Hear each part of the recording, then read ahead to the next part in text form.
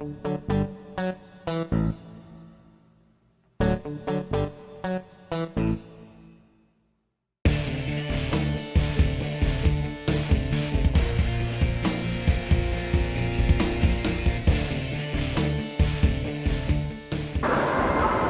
another thing those who teach a pre-tribulational rapture cite as evidence of the rapture occurring before the 7-year tribulation period even begins. The pre-tribulational rapture doctrine brings us the greatest hope of all the possible rapture theories, the most clarity. It reflects the events of Scripture the closest, and it is the one that brings us the most encouragement to the church. And Paul was, after all, trying to provide encouragement when he wrote the Thessalonians regarding the second coming. The other option says, hang in there, we're going to suffer 7 years of torture. And what kind of hope is that? Biblical hope is different than our modern definition of hope. Today, hope can mean little more than wishing something will come true. Like, I hope I win the lottery. Or, I know there's a hurricane coming, but I hope we stay dry. There's no real expectation of either of those things occurring. They would not qualify for being rooted in a biblical type hope. Biblical hope is based on what we fully anticipate or expect to happen according to what we believe to be true. And our beliefs must be based on scriptural evidence for us to have biblical hope. With biblical hope, we can have a full expectation that something is going to occur. Biblical hope is not a wish, it's a future reality.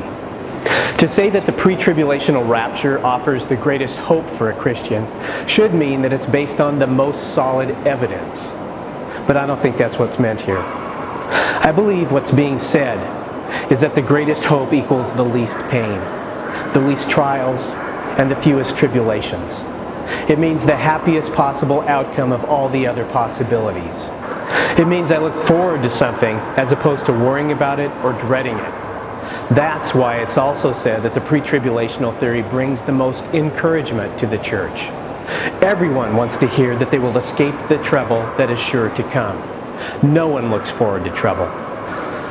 But the problem is that the pre-tribulational rapture theory is not based on the best scriptural evidence. In fact, if you've been watching this video series, you know that it isn't based on Scripture at all, but a faulty set of logic. Hope for the future that's not based on scriptural evidence is no hope at all. It's a wish. It's a fool's hope. As far as providing the most encouragement, it's only an encouragement if you're willing to suspend reality and buy into a lie. Paul provided the Thessalonians and now us a great deal of encouragement. That the church is not destined to suffer through God's wrath. That they'll be miraculously rescued by Jesus prior to the day of the Lord taking place. That amidst the terrible persecution of the Antichrist who will be revealed, they'll be saved by Jesus himself. That encouragement from Paul seems pretty good to me. It's based on Scripture and is the truth that we're just going to have to settle for. Serious study of prophetic scriptures and not just Googling the top 10 reasons to believe in the pre-tribulation rapture reveals that there won't be 7 years of torture. I don't want to downplay the terrible tribulation that will take place, but the events of the first half of the tribulation will seem much like what we see in the news headlines today or have seen in the past. Economic collapse, world leaders with access to mega weapons, famine, wars, and death.